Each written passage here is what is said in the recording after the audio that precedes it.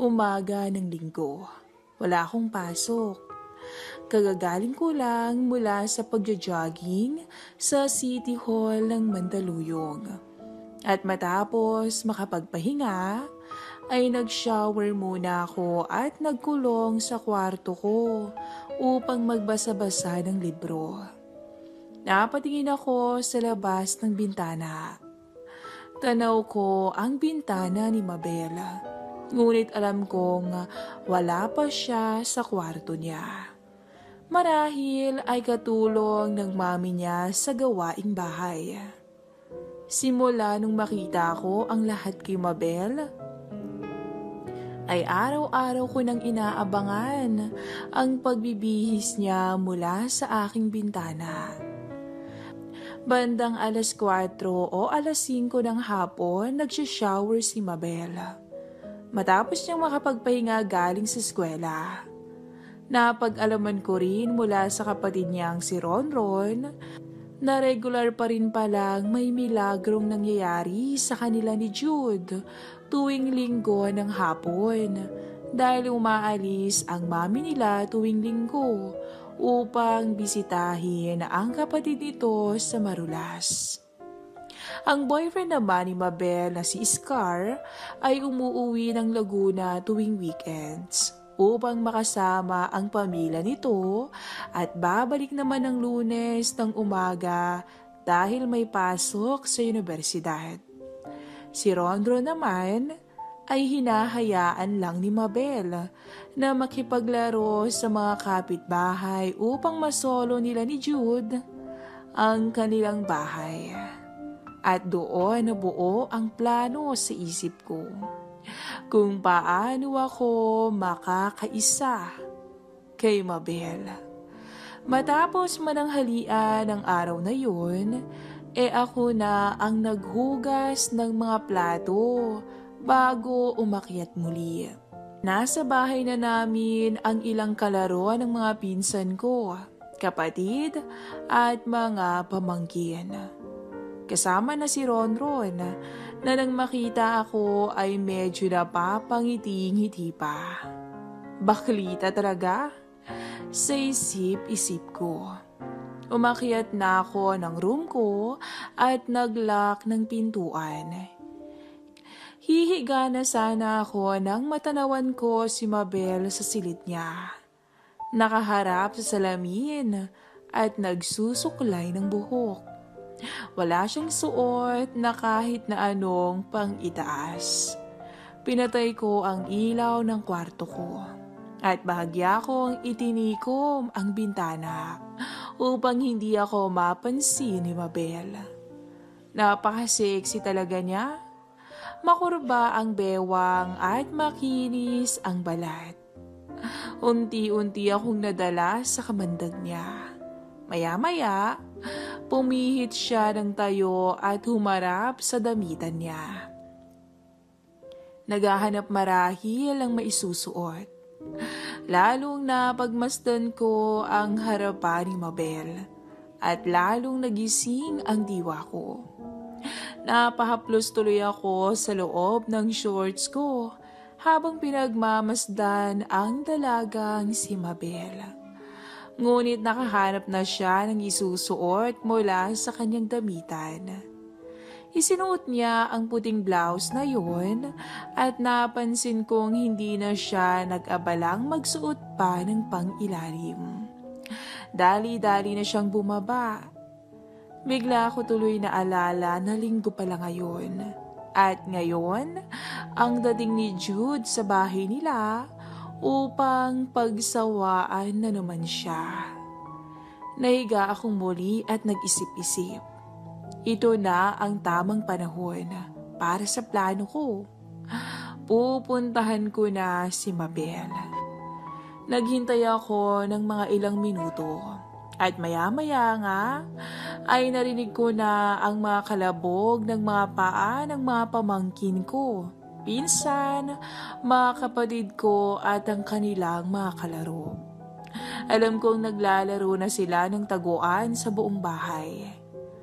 Bumangon ako at binuksan ng bahagya ang pintuan ng silid. Sinipat-sipat ko ang hallway. Maya-maya, natanaw ko nang naglalakad ang batang baklitang kapatid ni Mabel. Psst! Mahinang sitsit ko. Lumingali nga si Ronron. Uy! Muli kong tawag sa kanya. Luminga siya uli at nakita niyang nakadungaw ako mula sa maliit na awang ng pintuan. Sinenyasan ko si Ronron.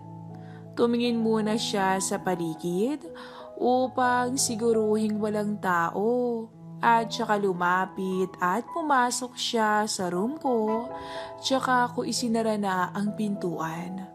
Bakit po kuya? Painosenteng sabi pa niya. Naalala mo yung pinag-usapan natin tungkol sa ate mo last time? Tanong ko. Tumago siya. Ngayon na natin gagawin ang plano. Ang sabi ko. Akala ko naman kung ano na eh. Ang sabi pa ng baklita.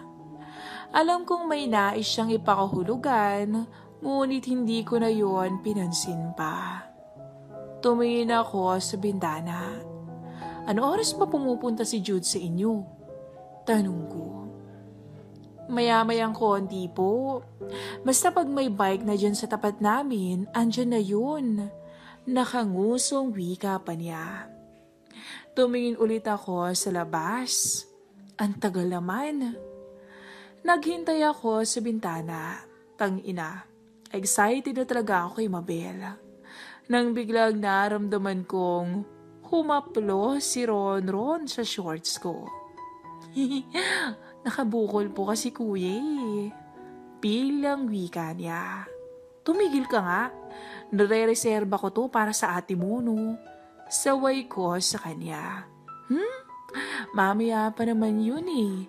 Depensa pa niya. Basta. Wag kang makulit. Nang biglang bumukas ang pinto ng kwarto ni Mabel. Pumasok siya sa silid niya at tila may hinahanap. Pinagmasdan ko siya. Napakaganda at nakakatakam talaga siya. Bigla kong naramdamang ibinaba ng batang si Ronron ang zipper ng shorts ko. Sasawayin ko sana siya nang makita kong napatingin sa akin si Mabel at kumaway. Kumaway din ako at ngumiti. Kalahati ng sarili ko lang ang kita mula sa kinatatayuan ko. Hindi nakita ang mula sa bewang ko pababa. Kaya hindi din kita ni Mabel ang kapatid niyang baklita na nag-uumpisa ng magpakasasa sa akin. Kumusta? Bati ni Mabel. Okay naman. Ito, busy sa work. Ikaw, kumusta school? Wika ko naman. Ayun, need mag-review. Lapit na finals eh. Tumalikod siya sa akin at tila may hinahanap sa ilalim ng higaan niya. Napayuko siya at bahagya kong nasilayan ang nakakaakit na likuran niya. Napalunok na lang ako. Mukhang may hinahanap ka yata. Tanong ko kay Mabel. Oo, hindi ko kasi makita dun sa babae. Alam ko nandito lang yun sa room ko eh. At sinunod niya namang buksan ang bag niya. Ayun, nakita ko na. Ang sabi niya. Hindi nakaligtas sa mata ko kung ano yung kinuha niya mula sa bag niya. At dali-daling binulsa. Isang kahong proteksyon yun para iwas buntis. Napangiti na lamang ako. Oh, paano? Bababa muna ako, Romela. May gagawin kasi ako sa babae. Paalam niya. Sige, sagot ko naman. Alam ko naman kung anong gagawin niya eh. Saktong paglabas niya ng kwarto ay natanaw ko ang isang bike sa gilid ng bahay nila sa labas. Andiyan na si Jude. Bahagya akong itinulak si Ronron para tumigil na. Ano ba? Sabi ko 'di ba nire-reserba ko to para sa ate mo? Medyo asar na wika ko. Saglit lang naman, kuya eh. Malungkot na sambit niya. O siya, next time, sabi ko. Nga pala, natanaw ko na yung bike ni Jude sa labas ng bahay niyo. Alam mo nang gagawin mo ang utos ko. At patabog siyang lumakad papunta sa pinto. Bago siya lumabas ng pinto, ay kinurot ko ng bahagya ang bewang niya. Next time, pagbibigyan kita ulit, okay? At kumindat pa ako. Promise yan, kuya. At bahagya pa siyang kinilig. Oo na, puntahan mo na sila. Gawin mo na yung sinabi ko At gumuhit ang pilyo ngiti ko sa labi. Agad naman akong nagpalit ng damit pagkababa niya. Sandong puti na hapit sa akin ang sinuot ko. Hulmado sa sando ang matipuno kong katawan. Aakitin ko si Mabel. Sa isip-isip ko. Tapos ay lumabas na ako ng room at bumaba. Tinungo ko ang bahay ni Mabel at naabutan ko si Ronron na kumakatok sa pintuan nila dahil nakalak yun. Ate! Tawag ni Ronron kay Mabel sa labas ng bahay.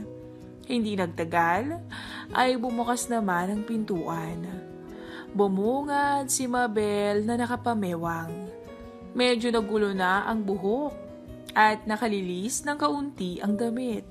Oh, anong kailangan mong bata ka Urirat ni Mabel sa kapatid at halatang naiinis. Kukuha lang ako ng pamalit na damit.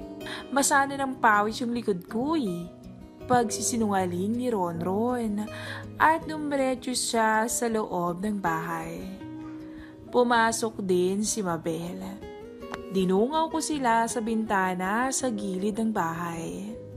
Nakita kong nakaupo si Jude sa sofa sa sala. Gagong yun. Sa pagmamadali yata, hindi na napansin baligtad ang t-shirt niya. Oh, Kuya Jude, andito ka pala? Puna ni Ronron kay Jude. Si Mabel ang sumagot. Di ba talaga namang nandito siya tuwing linggo ng hapon? Dahil nagpapaturo akong maggitara. Pagtatry pa nito. Oo nga naman, Ronron. Hindi ka pa ba nasanay na pumupunta ako dito tuwing linggo ng hapon? Nakangiting wika naman ni Jude. Hindi naman po sa hindi sanay. Kuya, kaya lang kasi, nakasalubong ko po yung pinsan nyo at hinahanap po kayo sa akin. Pagsisinungaling ni Ronron. Ayos, ito na ang plano ko. Nagkatinginan sina Mabel at Jude. Ha? Bakit daw ako hinahanap ng pinsan ko? Kasi daw po hinahanap daw po kayo ng tatay nyo. Dahil kailangan daw po niya ng katulong dun sa hardware nyo. Galit na galit nga raw po Sabi ko naman sa pinsan nyo andito ka sa amin tuwing linggo para sa guitar lesson ni ate. Dagdag pa ni Ronron. Anong sabi ng pinsan ko? Tanong ulit ni Jude. Ayun, tinatamad daw po siyang magpunta dito Kaya sasabihin na lang daw po niya sa tatay niyo na andito kayo para tatay niyo na lang daw po yung pumunta dito. Sabi ni Ronron. Ako ganun ba? At napatayo si Jude sa kinauupuan. Opo. Umakyat na sa itaas si Ronron para kumuha ng pamalit na damit. Naiwan ang dalawa sa baba. Paano yan? Dismayadong tanong ni Mabel.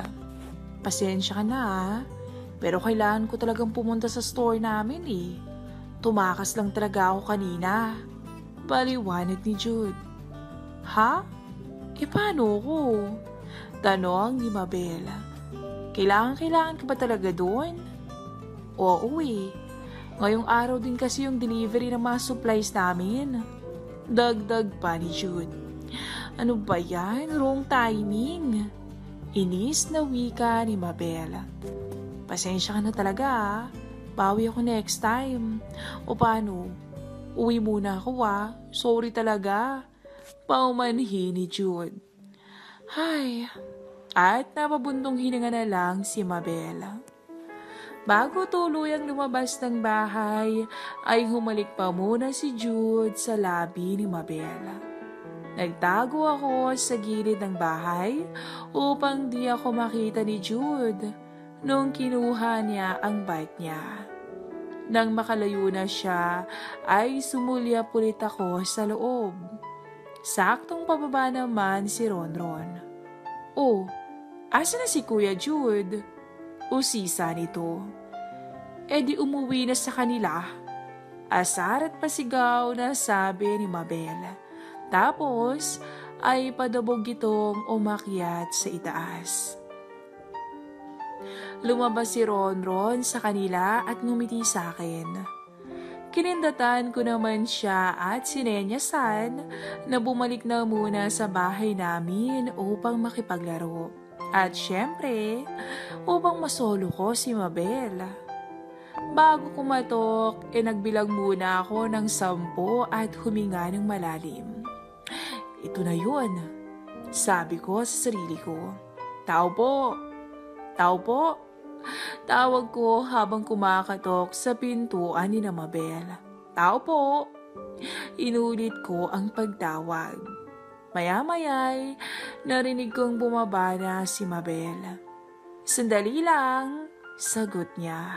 At tapos ay binuksan niya ang pinto. Oh, Romel, ikaw pala. Tuloy ka. Anong sadya mo? Suot pa rin ni Mabel ang manipis niyang blouse at halata ko pa rin ang mga tinatago niya. Tumalikod siya at sumunod ako papasok sa loob. Hinahanap ko kasi yung pamangkin kong si Noyem. Hinahanap kasi ni ate ko eh. Baka ako kasama nung kapatid mo. Pagsisinungaling ko. Uso pala yung hanapan ng tao ngayon ano?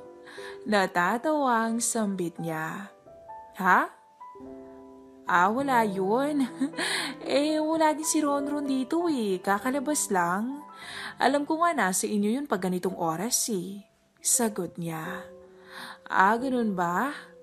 At napako ang paningin ko sa maputi niyang legs. Napansin naman niya yun at napangiti. Ngunit hindi niya ako sinaway. Sige. Hanapin ko na lang siguro sa ibang bahay. Wala sa sariling wika ko. Ay teka, awat ni Mabel. Bakit hindi ka muna mag-juice? Wait lang ikukuha kita sa ref. May halong pilyang sambit niya.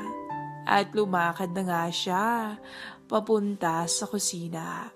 Pero halatang halata ang kapilyahan ng pagkilos niya. Sinadya pa kasi niyang ikembot ang bewang habang dahan-dahang lumalakad. Hindi ako pinanganak kahapon, kaya alam kong isa lang ang ibig ipakahulugan ng mga kilos niya. Inaakit niya ako. At syempre, hindi ko to palalampasin. Sinundan ko siya sa kusina. Naabutan ko siyang nagsasali ng juice sa baso habang nakatalikod sa akin. Ito na ang pagkakataon ko. Kailangan ko ng dumiskarte. Sinunggaban ko siya mula sa likuran at niyakap ko siya ng dahan-dahan. Tapos ay maingat kong idinampi ang labi ko sa batok niya. Ano ba Romel? Malambing na saway niya pero tila nagustuhan niya. Alam ko namang gusto niya yung mga nangyayari. Ang ganda mo Mabel. Ang sexy mo. Nakakagigil ka. Hindi ko mapigilan yung sarili ko sa'yo eh. Sorry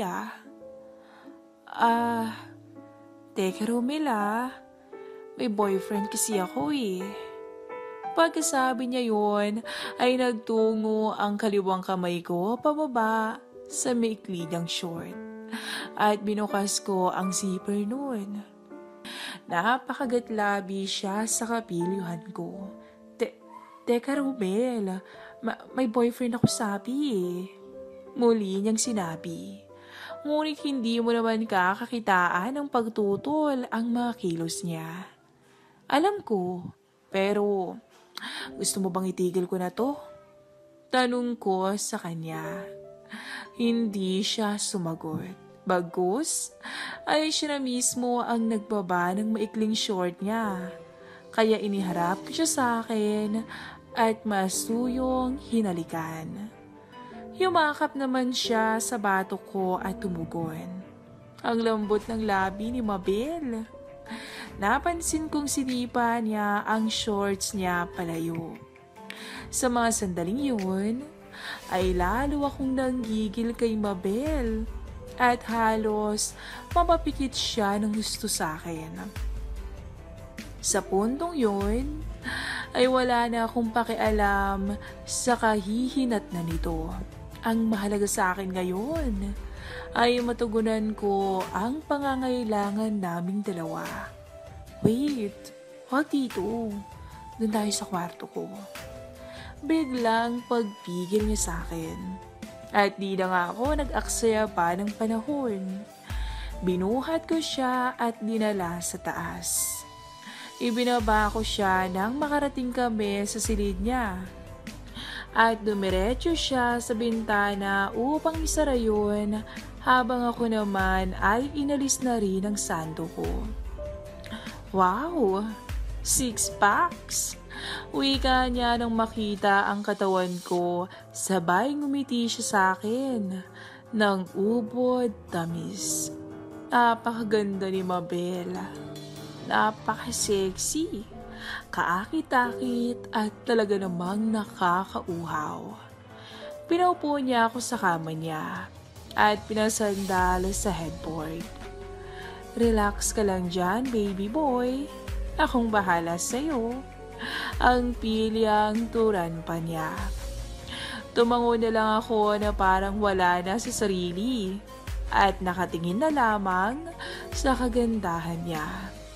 Maingat niyang binaba ang short ko. Hinila niya yun pababa at itinapon na lamang sa sahig. Bumungad kay Mabel ang pinagmamalaki ko sa sarili ko. Tangina, grabe to Romel. Ang laki niya na. Manghang-manghang wika niya. Para akong mababaliw sa mga sandaling yun. Dahil alam kong malapit ko na talagang makuha ang gusto ko. Ngayon lang ako nakakita ng ganito Romel. Walang panama yung kay Iskara. Pati yung kay pinutol niya ang sasabihin. At halatang nadulas. Pati yung kay, usisa ko. Wala. Ibig ko sabihin, pati dun sa mga naging ex ko, palusot pa niya. Napansin kong medyo natigilan siya. May problema ba? Tanong ko.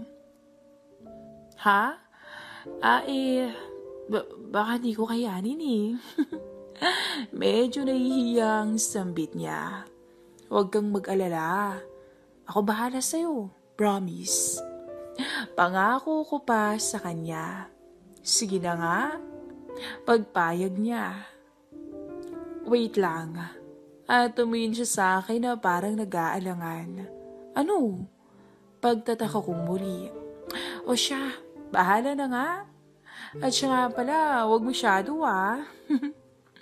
Sa puntong yun ay hinayaan na naming pakawalan ang nararamdaman naming uhaw sa isa't isa. Parang nagiba yung matibay na kama niya sa panggigigil ko. At pansin ko yung paghigpit ng yakap niya sa akin sa tindi ng tinatamasa. Lumipas pa nga ang ilang minuto ay kapwa na kami hingal at pawisan habang nakahiga. Bakas na bakas sa mukha ni Mabel ang panghihina. Ngumiti siya sa akin ng upod ng tamis. Senyales na nadala ko talaga siya sa rurok. Grabe, ang galing mo. Sabi sa akin ni Mabel sabay ngiting muli sa akin. Gumiti rin ako. Next time, hihimatayin ka na sa akin. Ang biro ko sa kanya at sabay kaming natawa. Yumakap siya sa akin at nagawi naman ang paningin ko sa pintuan. Nakaawang yun ang bahagya.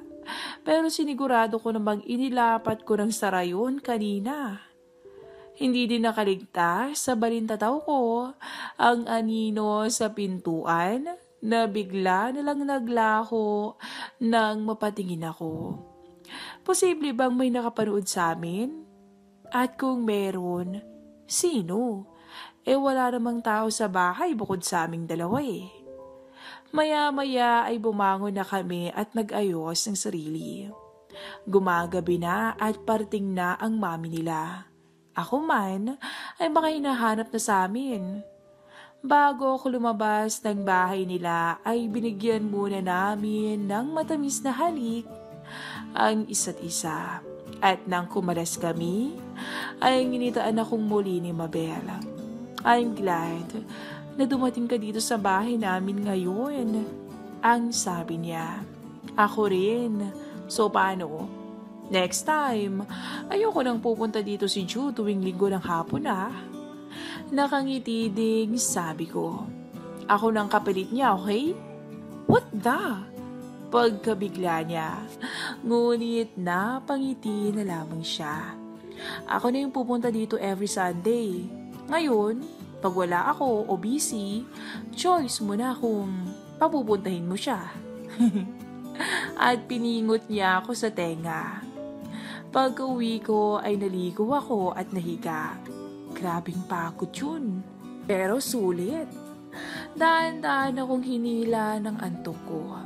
Ngunit bago ako tuluyang makatulog, ay pumasok na namang muli sa isip ko kung sino ang nakakita sa amin kanina sa pinto ng room ni Mabel habang nag-e-enjoy kaming dalawa. Siguradong meron. Pero sino? Umaga ng linggo. Wala akong pasok. Kagagaling ko lang mula sa pagja-jogging sa City Hall ng Mandaluyong.